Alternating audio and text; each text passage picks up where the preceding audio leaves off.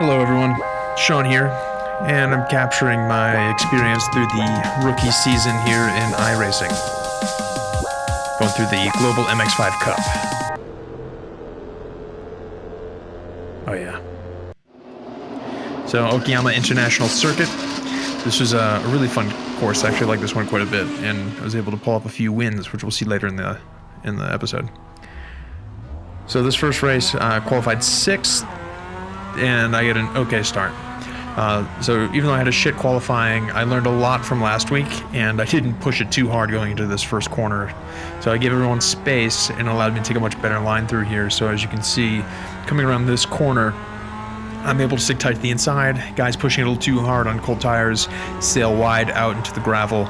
I'm able to make up 2 spots just by being patient, which is something that I learned a lot this week in this course. It's just when to overtake, when to pressure, when to push, and when not to. This corner was a tough one for me. See this guy sailing wide. I end up doing that pretty much for the rest of this race.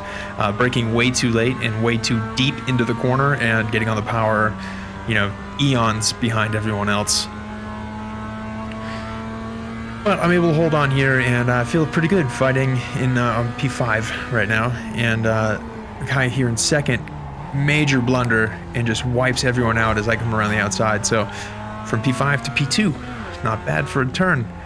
I sail this wide, but not too concerned about it since everyone behind me has just been wiped out, and now there's just not, it's gonna be laps before they catch up.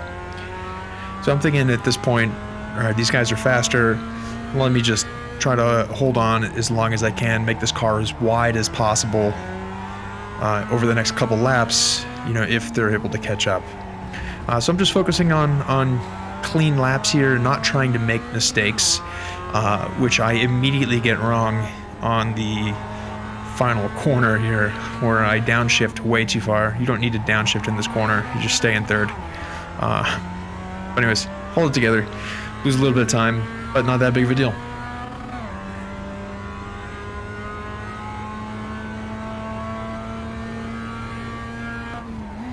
Here we are, lap 3. Again, this corner that ended up being a huge bugbear for me. Slow through it. The guy behind me gets on it much earlier, and he's going to gain over the course of this whole back straight. But he doesn't have quite enough to get in front of me, so I'm going to park the car in the middle of the corner. Like I said, just try to make this thing as wide as possible where he's not going to be able to overtake me. And just, fight to hold second. But he had different plans, and uses me as a brake, and sends me turning around. So I ended up losing a couple positions, and the car it was definitely different after this, or maybe I was at least driving different because I've been shook. But, try to hold on as best I can. And regroup myself. So you can see from the telemetry here, I'm like all over the brake, half on the grass, getting on the power. It's like this guy behind me is now starting to fight. Ugly, real ugly. And I'm just trying to slow the bleed and run a clean race. So here we are, next lap, guy behind me. Again, that fucking corner 5. He gets a better turn. On the power. I give him the inside because there was no point in it. He just had so much more pace that, slowing us all down, trying to keep my spot. And that was generally the kind of rule that I was going to go by. I wanted to finish, P6 or better at the very least, since that's what I qualified. And barring another catastrophe that, felt like it was going to be doable, I knew that these guys were running pretty quick, and I was probably going to lose the position behind me at some point too, but I was gonna just try to keep it as long as possible. So here we go, this corner, again, see, you can see what I'm doing. Braking out at an angle and kind of going way too deep into the corner and taking too long to get back on the power. So this guy behind me, he gets on it early. He definitely has enough momentum to overtake me on the straight, so I'm just gonna hold my line. I'm gonna stay on the outside over to the left, let him go, and some contact, and 90s Hollywood style. One more for good measure. See, he's so embarrassed, he disappears into the shadow realm. Jumping like a gymnast in the Olympics. From the benefactor's point of view, look at that thing go. I can only imagine what this guy was thinking. And here I go as I settle on the roof of the car. I have to reset to go to the pit. So it goes sometimes. Here I am, last lap. After an 8-minute repair, decided it would be worth it to finish the race. Come wide here. Could have had this guy if I didn't fuck this up. Overcorrect, facing the wrong way. Fuck it, let's throw it in reverse and finish it that way. If I really, this guy's a lap behind me, I could still finish. So I ended up crossing the line in reverse. And after all that, finish a very disappointing P9.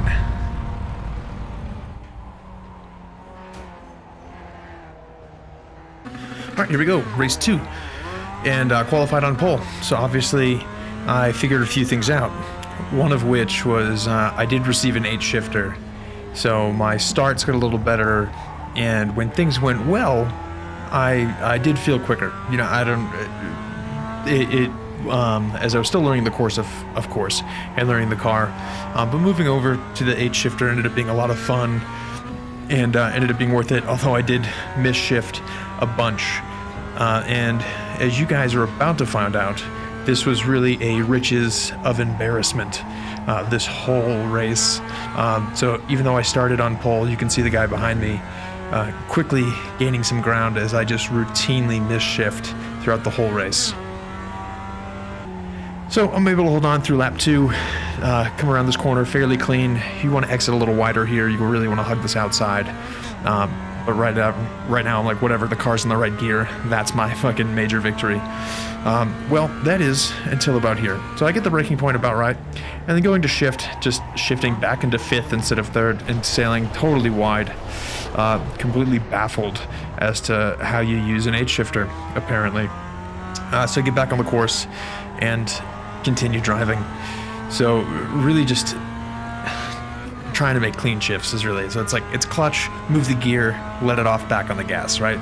It gets pretty robotical. I just did not have the timing, and you'll see this a lot. Neutral, stuck in neutral.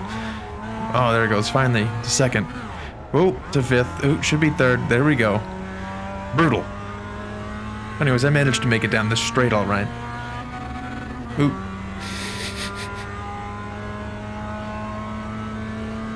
At this point, I'm cursing my name, wondering if this is the right choice to get an 8 shifter or not. And neutral, stuck in neutral. Completely muffing this whole thing. Destroying all kinds of braking points and misshifting and dancing on the pedals. You can see it on the telemetry there. Awful, just awful, but it's certainly funny to watch now.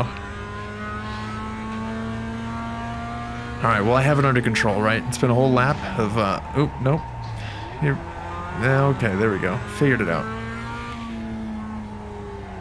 So with this, you don't need the clutch to downshift, but you do need to blip the throttle.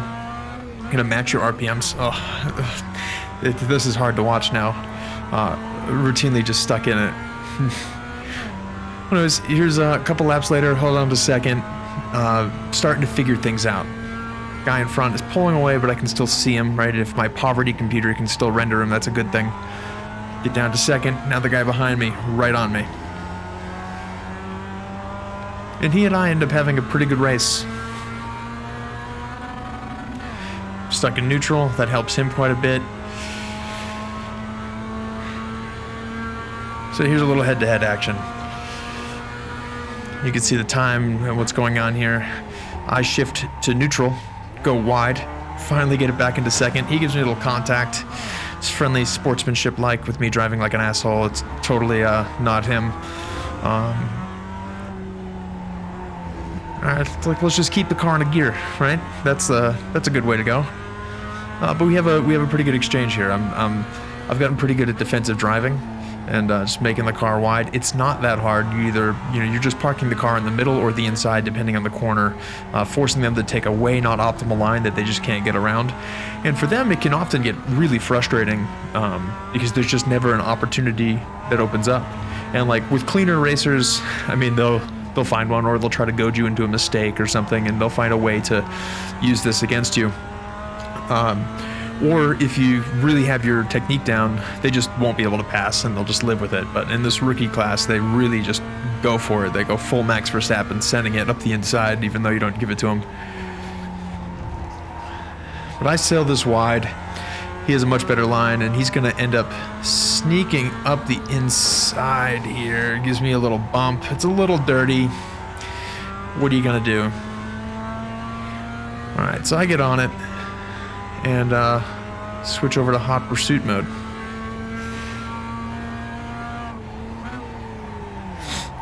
He's braking way early. That's kind of a dick move on his part. It's almost like a brake check.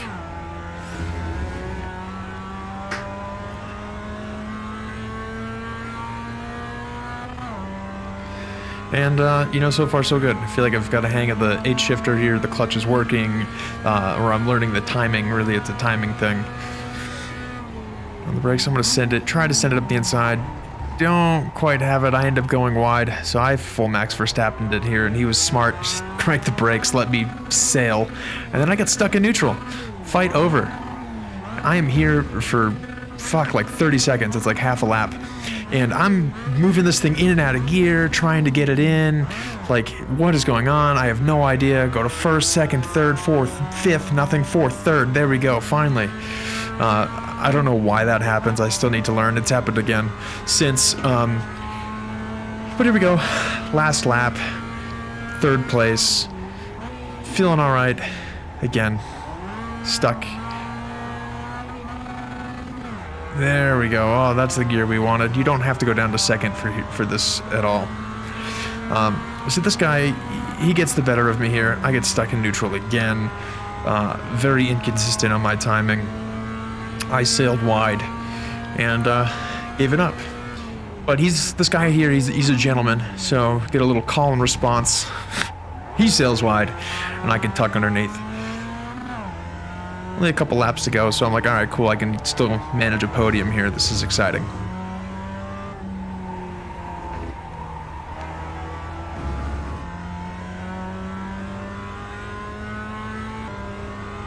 All right, so white flag's out. Last lap of the race. Neutral, and then, listen, onto the dirt. That's a good place to go to second, where you have the most wheel spin in this car. He's all over the road. I just get over to the side. I let him through. Nothing I can do here. It looks like maybe this guy, you know, he sailed it in this more than once. Let's see what he does here. And he holds on to it. No luck on this one. He ends up pretty tight. And really now for the rest of this lap, I'm just hoping that he makes a mistake and gives me an opportunity to kind of get in tight, and just never really quite happens. Yep, so here we are, crossing the finish, and although I started on pole, mishaps land me a P4. For 3. Start again on pole. This time lay some rubber down as I take off on green, and the guy next to me kind of gets alongside, but he ends up conceding here at this corner. I just got a better line through. He doesn't really have a chance. And from this point on, the race is pretty boring. Nothing really happens. I pass a couple of back markers, but for the most part, it's clean. No shifting mishaps, no braking mishaps. And I just grow a steady lead and drive a clean race, 0 incident points, and improve my rating and safety rating. P1. Race number 4, also qualified on pole. I got off to a good start, and I'm going to use this first lap here to just share some of the things I found that were really helping me shave some time off of my lap. So, going into turn 2, light scrub of the brakes, get some oversteer in the car, you know, steer into it, but get on that throttle early, nice and wide on the outside, and then you're just flat out through here. Try to hit both apexes and set yourself up for this braking point between the 150 meter boards. Turn in a straight line down to third. Trail brake, turning in, get on the throttle as early as possible. If you drift too wide, it's like there's multiple lines through there as long as you're on the throttle fine. it's not going to be that big of a deal. So then you're flat out through here. You want to shift smoothly from 3rd to 4th gear. And you want to brake around the 100 meter, again in a straight line, trailing into this corner. You want to take this one really tight and get on the throttle early. Shifting up to 3rd, braking around the dirt. Again, a brush, turn in, not too much steering angle. You can go wide on that outside. Again, here, brush, turn in, back on the throttle. Those corners are very similar. Going straight around the 50 meter board, again, braking a straight line, bleeding off as you go in, down to 2nd gear.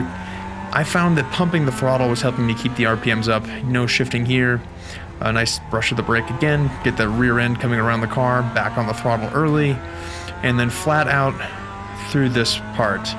So you don't need to lift, you just need to get your timing right. I have a little excess steering angle there, but that's it was fine on that one. Light brush of the brakes, keep it in 3rd. Around, you can go wide on that exit. You're not going to lose much if you hit the grass. And flat out again. So that's what I found working for this one. Brake around the 100 meter board just before that blue cone, trail in on the throttle by the end of the curb.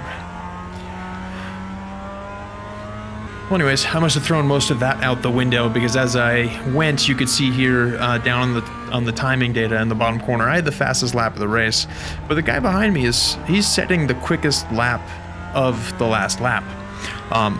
And he did that for several in a row, and he started to catch up to me as I started to get some left foot fatigue. Driving here, 2-pedal cars in America, you know, I was always taught you drive with the right, brake with the right. So like learning to work with my left is new to me. And my left foot gets really tired. So I start really getting fatigued towards the end of a race, which is something that I never thought I would say about sim racing, especially as a previously elite athlete, you know. So it was funny. Anyways, yeah, so he closes this gap up. And, you know, starts to pressure me a little bit, and this was kind of good to kind of figure out, like, you know, get that mental space when someone's pushing on you, and finding that confidence of, I'm not going to fuck this up. I can win this race. I can do this. And start focusing on what technical things you need to do, braking at the 50 meter board, right, downshifting, turning in, getting on that power early, but don't go onto the grass, run this wide, hold it up, okay, nice brush of the brakes, turn it in.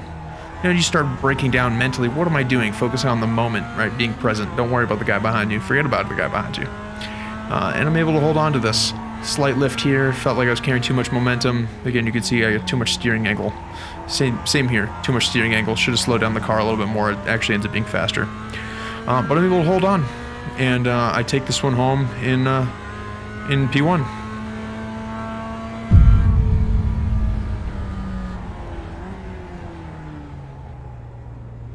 Here we go, race 5.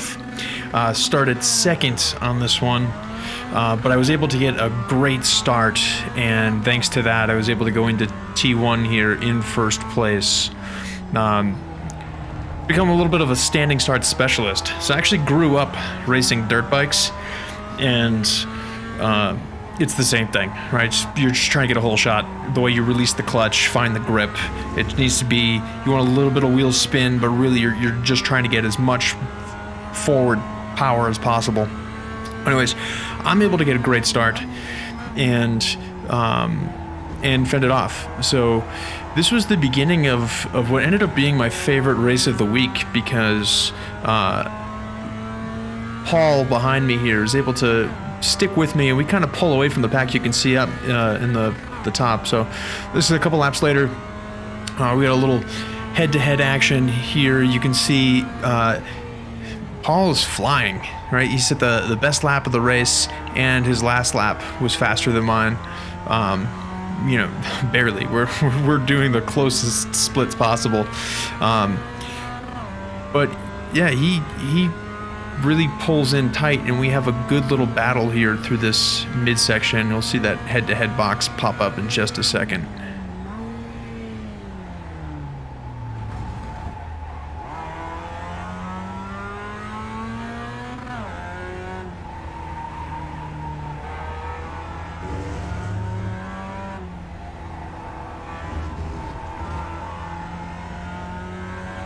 Definitely got a lot more comfortable as the week went, just figuring out where you can place the car, learning how to place the car. Still not paying a terrible amount of attention to the balance of the car, which is something that I address next week. But yeah, you can see here at this live timing in the bottom here, this head-to-head bit, he's faster, but he just can't get around. So I mentioned earlier that I've learned how to become the widest car on track, and it really was to my benefit here. It was just about placing the car in the right spot, trying to find the fastest way through, and when he got close, just, you know, put it in a place where he has to take a compromised line, because if it's done right and he does go wide, or he has to, you know, find a different line through the corner, it can sacrifice a lot of time for his lap, which then allows you to kind of get back up and get a little bit more comfortable, which is something that I did in that back lap, which is why now I'm almost a second ahead of him again. But he pulls in, right? So like I went a little wide there, lost the back, and we just were really tight this whole race, and it made it very exciting. So within 0.3.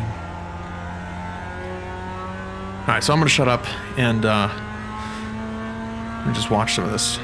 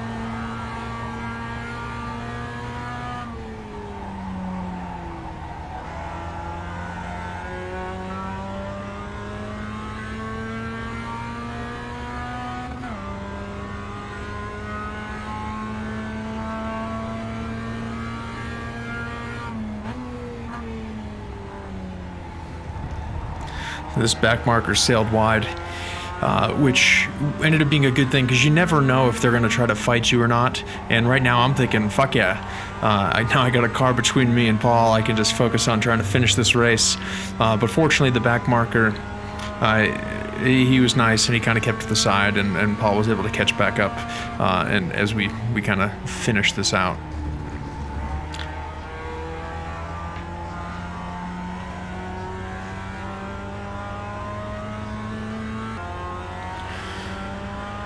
So here we go, towards the end of the race. 2 laps left. Getting real close. You can see that Paul's still driving at a blistering pace here. Though we're still very close in our splits.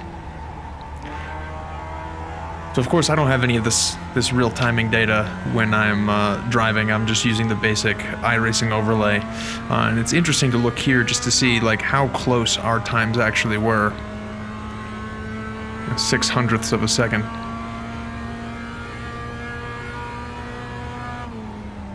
You see I parked the car in the middle of the thing here, so he doesn't have the inside line, forces him to go outside. Not going to get around. A little bit of contact. That could be... The contact's fine, but like giving him the outside line there, it only works if you know that you can get back around, because sometimes giving that inside line up can be faster, because you have the inside line next on the next 2 corners. But in that case, he wasn't able to get around. And yeah, this was pretty much the whole race. It was just a great fight, and just trying to put the car in a place where he couldn't get around it, and knowing that his pace is just not quick enough to get by me if I put up a fight.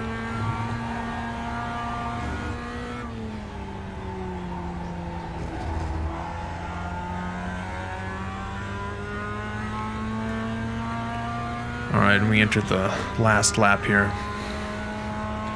See if I'm able to hold on.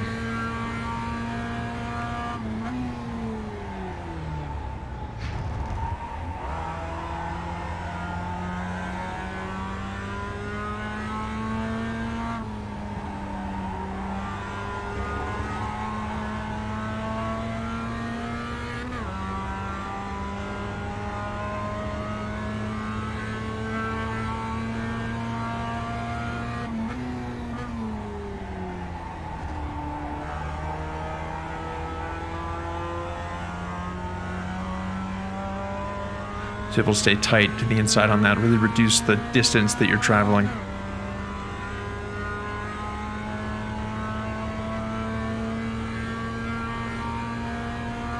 This one was another confidence booster where it was like, just, okay, yeah, you can win. Tries to go around the outside. He's got to stop too much, so he had carried a little too much speed through there, so he ended up compromising his corner, and then allows me to kind of lose him a little bit here through this final section.